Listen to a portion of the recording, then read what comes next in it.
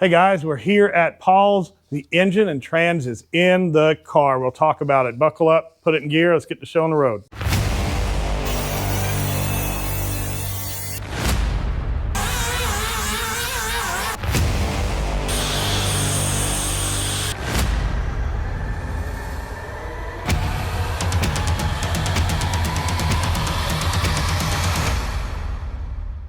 All right, guys, like I said, engine, transmission is in. We've been talking about seeing all these colors together. Yes. And look at that. Oh my God. I walked in, I did not want to look at it until we turned the camera on, but I could not help myself. I've been here probably an hour and a half by now that we just stood around talking, which I don't usually do. Usually get here, turn the camera on and go, but this time the engine got me. How was it this week? Well, right now, the way you see it, this air filter is just kind of penciled in because I wanted to see those colors together, the blue, the yellow, and this orange. And I absolutely love the way everything really pops against each other. But as far as putting the engine in and how everything went, pretty smoothly. Yesterday morning, this engine was still on the stand that it came here on. We painted it last week and got the block painted. Then I masked off the head, did that.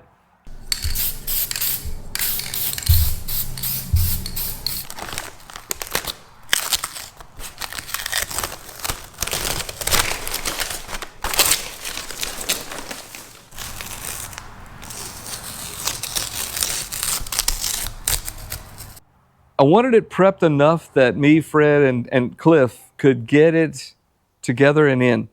So yesterday morning, we started with installing the clutch and then put the transmission, mated that together. Starter doesn't have to go on now, right? It's pretty accessible, I thought so. Everything's really accessible. I mean, there's nothing that's like, I can't reach. No, it's easy. You can play this in fast forward. Hey guys, I hope you're liking the restoration on the Z. Take a look around the channel. We've got a Ferrari series, we've got guitars, we've got cruises, we've got local cars and coffee. Take a look. Putting the engine in was an experiment in engine hoists.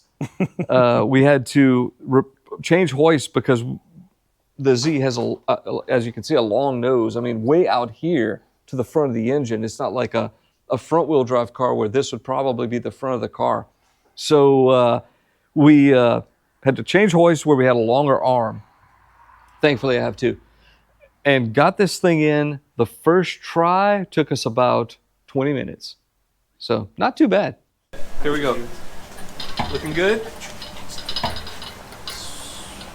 All right, now you can let down. Yep. Yeah, but we have a problem. What's that? Oh, shit.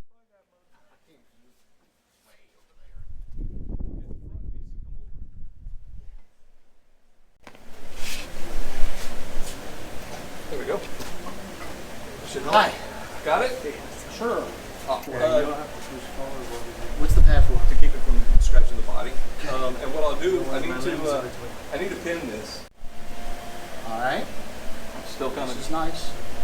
This is going. Pad's going away for a minute. Yeah, and look, it's going over the radiator support now. Hey, Mariah, would you come get the yellow pad I just so casually tossed? Yeah. It's going good. I'm almost to the oil pan. Okay. We might need something permanent, but yeah, when you can't, we'll add something. Look at there, it's getting longer. All right, take me a second. It's almost on the mount. I can't see the other side. You're on it's on the mount. Okay, it's on the mount. You go back there, Cliff. You can leave it. Yeah, just leave the jack. That's good. Let's roll it. I'm gonna put the steering wheel on it, and we can roll it forward. Like I seriously want to move the Ferrari and make a path and put it outside.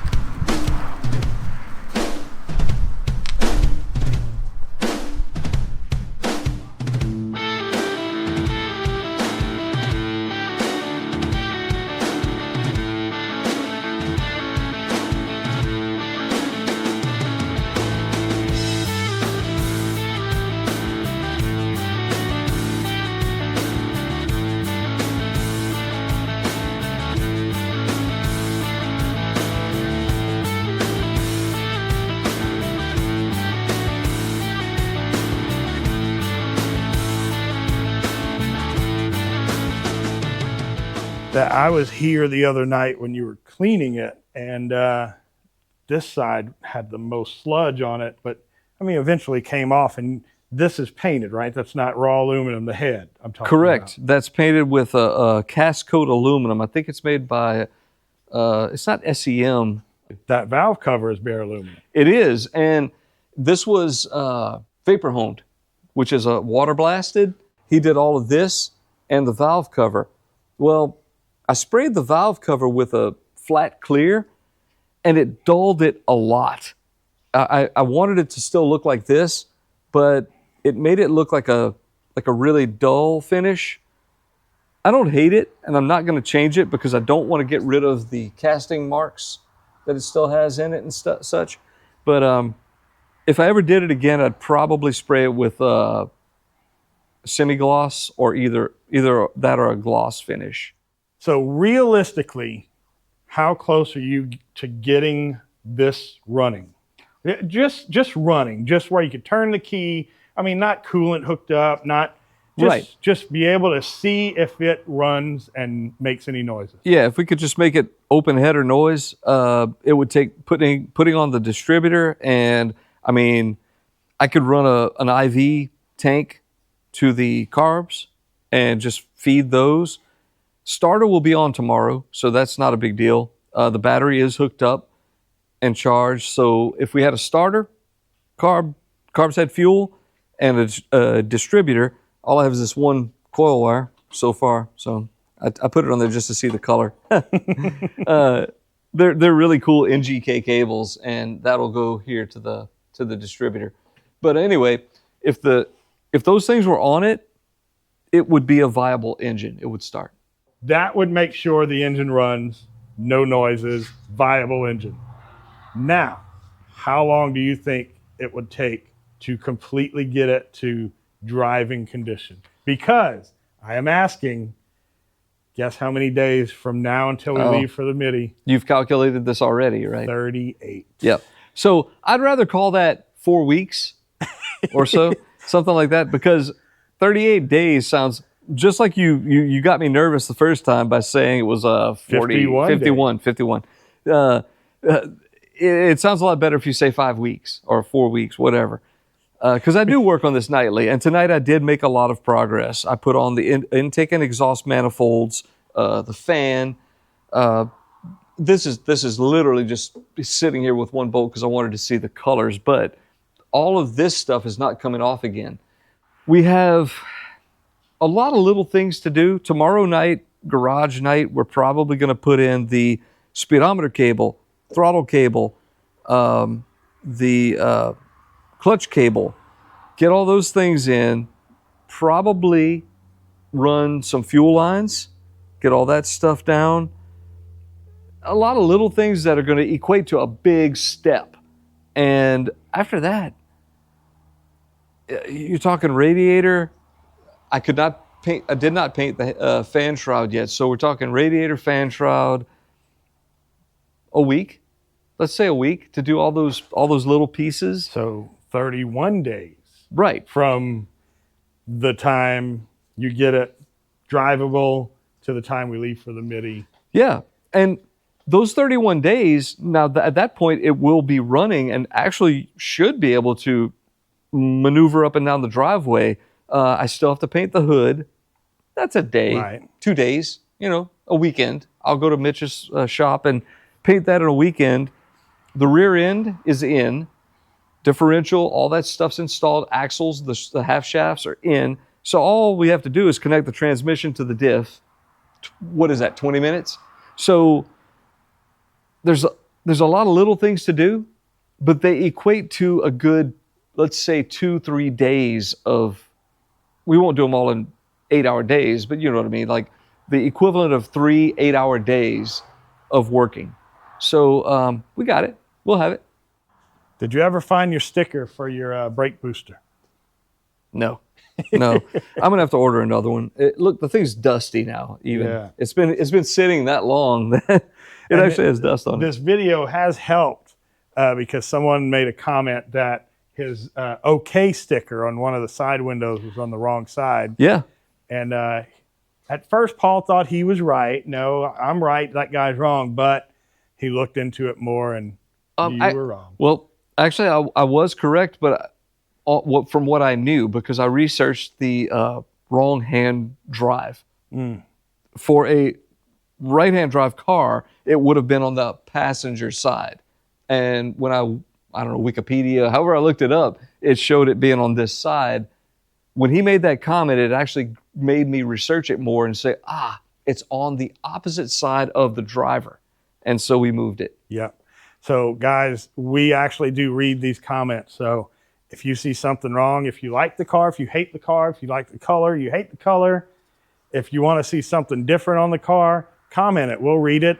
I send it to Paul, and he either does it or he doesn't do it. Well, the thing is, we're trying to keep it, I've always been trying to keep it as close to original as possible. I know that it's lowered. I know that there are things that are modified, no side marker lights, things like that. But I don't mind putting something that I can put original back like it should be. And that was one of those little tiny details that 99.9% of people won't even care about or notice. But he was right. He was right. And Paul changed it and made it right. So thanks to that guy for commenting. Speaking of ride height, the engine transmission is now in. It has weighted down the way it needs to be. The rear end is in, so that weight is there. And look at this height.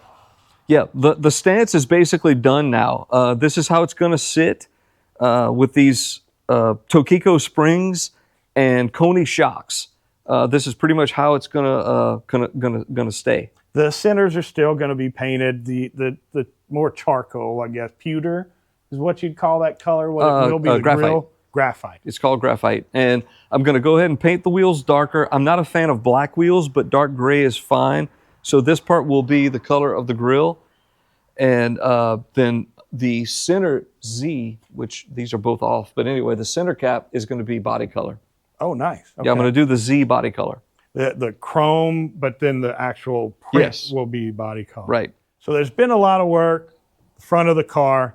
Is there anything else, anywhere else that you did?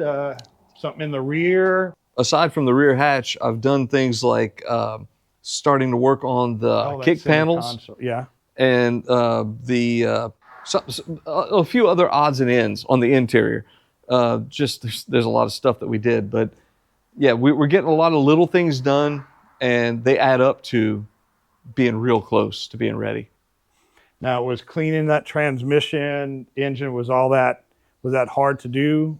Some of it was crusty. Using a lot of powerful cleaning products that really got down into the, like equivalent to, say, a Easy Off or oven cleaner. It took that. And we got those things cleaned out, hopefully replacing all the seals on the engine and transmission will stop that from leaking again for many years. But yeah, it took some time to clean it. And you had mentioned the cowl. The cowl had to come off again. Did you do that yet? Oh, the windshield wipers were backwards. The linkage from the motor was pointed 180 degrees out. So literally had to take this back apart, flip the linkage over, and now the wipers work. And that's all been done. It's all ready to go. In fact, I even started hooking up the squirter. Oh yeah, stuff. So lots of little tiny progress things have happened, and they'll keep happening as other things get done. The big things show really well, but there's a lot of little stuff left to do. Yeah, we have to concentrate and keep moving. We've said a few times in the episodes, and I think you're seeing it now. 90% of the work is done at the last 10% of the restoration. And I mean, this is exact proof. You know, it's going to take 2 hours to hook up each segment of fuel lines. First of all, to put the rail there's a metal rail that goes around this. You put that on to start with, then you have to connect and cut and clamp each segment along the way of every fuel line. Just that by itself is an afternoon of project. 2 episodes ago, I said, I bet in 2 episodes we will see paint on the engine. And there it is. Paint, not only paint on the engine, but the engine in the car. Thankfully. I'm going to go out on a limb. I'm going to challenge him. He doesn't know I'm going to do this yet. Next episode, it's going to run. What do you think? Is that in a week? In a week. Okay. Next week. Maybe. Tomorrow night, it depends a lot on tomorrow night. I have Billy, Mac, Fred, probably Jeremy, at least, coming over. And if we do what we normally do, and I say, okay, you work on hooking up fuel lines, you and I work on hooking up cables. We delegate the process and keep it moving. If it works out like we hope, we should be pretty close because it'll have a starter. If you have a starter, a battery, carburetors, fuel. You've got the three things you need. We should be good to at least, I know that when you click the ignition switch, power comes to the solenoid. Right where it needs to go. So if that's happening, you could spin the engine. Yeah. If you can spin the engine and get all the proper exterior things going on it, it might start. So, do you have oil in it yet? No, not yet. No oil. No, it's been drained. What I want to do is fill it with oil, run it a little while, drain that. I'll put some, cheapo oil in it, and just flush it, drain it, and then put the proper fluids back in. And the transmission, you'd flush that out or no? Not yet. The transmission is still empty. It's going to get AMSOIL 90 weight. You've seen the Z. You've seen what's behind me over here, 308. I know Paul and I are both fans of the GT40. You can see one up over there on the wall. Yep. The GT40 was named GT40 because of the height of the roof was at 40 inches. This one's a 240 because of the engine's a 2.4. Right. That one's a 308 because the engine's a 2.9, but 3 liter, 298 8-cylinder. didn't sound good. So it's 3 liter, 8-cylinder. 8-cylinder, 308. But I want to see how tall these cars are. Do you have a tape measure? Yeah. I'm almost positive that they're with the lowering of this car, it's probably about equal. That's what I wanted to see. Now that it's ride height, engine, trans, all the weight in it that's going to be in it. We're talking roof height, right? Let's Total do height. Roof height, yeah.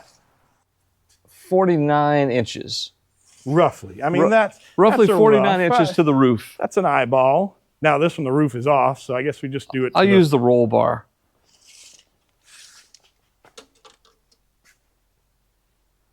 No, it's lower. Is it? Yeah, 43. 43? Which is wild because it doesn't look that much higher. It doesn't. Maybe when they're next to each other. It's the dome of that roof puts it at. Okay, let's do the top of the windshield. Oh yeah. Let's. I mean, I know that's not technical, but it's top of the roof normally. But we're looking at about 42 and a half. 42 and a half to the top of the windshield. I think this one's still higher. Yeah. This windshield doesn't rake as far, which also is kind of. So top of the windshield is 46. 46. Yeah. Wow. So that car's hard to get in with the top on.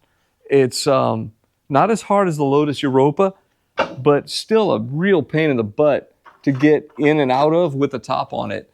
This car wasn't made like that. You can climb in and out of this car just like stepping out of a Corolla. Right.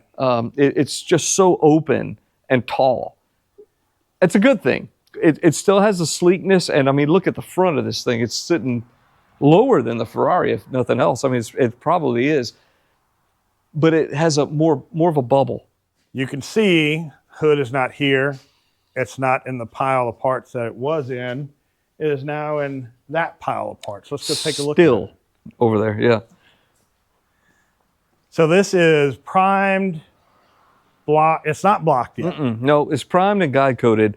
This is going to Mitch's shop probably this week. What we're going to do is paint the bottom of it, the underside, trim it is what you call that.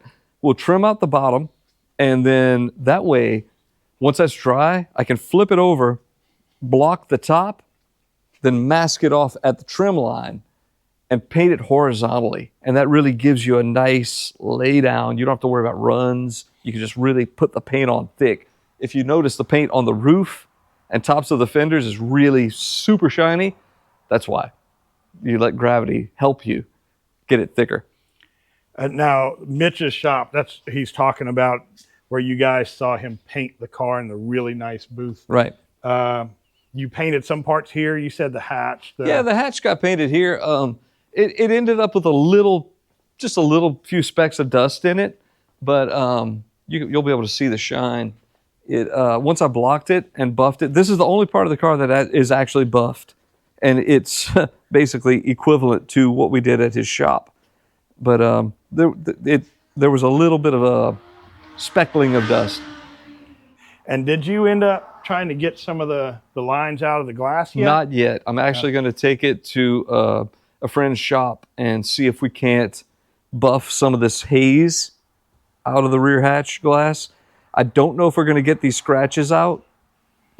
You can't get this glass. This doesn't exist. Oh, really? No. I did not know that. No. Well, you could get probably a 280 one that had horizontal. Oh, the defrosters? Lines? Okay. But you just can't get this. With the vertical right. lines, you mean? And that would be original. Guys, I'm doing this video documentation because it's good to see the progression of the car. But what Paul and I have noticed is it's really fun to go back and watch where the car was, like in episode 1. Yeah. Or 3 or 6 or just wherever it used to be, and to kind of see where it is now. It's fun to go back and watch. And this is what I'm talking about. Look at this corner that was beat up in episode 1, 2, 3. I don't remember which one you actually got it most clear. of the time spent working on this car was concentrated on body work because of this section.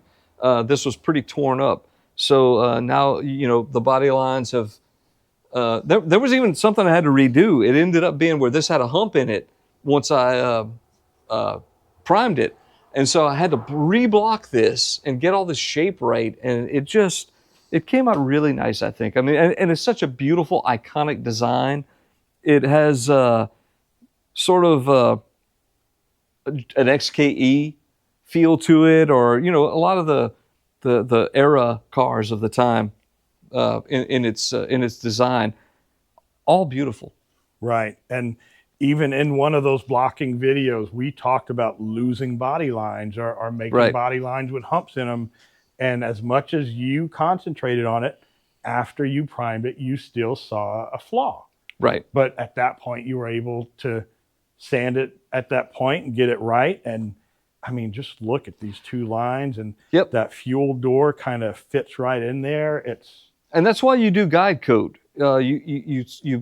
It's not thick Bondo here. It's not like thick filler, but it's the outside layer really thin, 1/8 of an inch or less, but it has to keep the lines. That's where they come from. They are in filler.